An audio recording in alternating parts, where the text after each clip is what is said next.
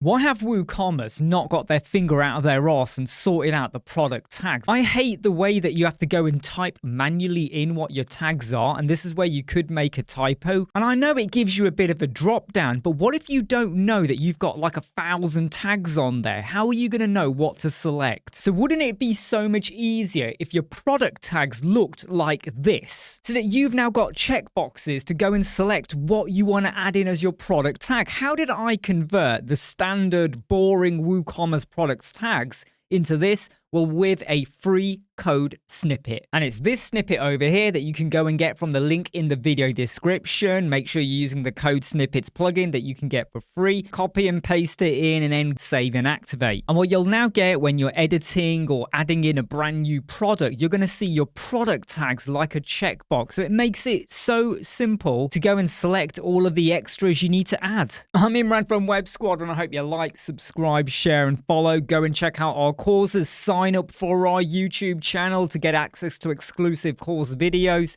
Take care. I'll see you soon. Bye.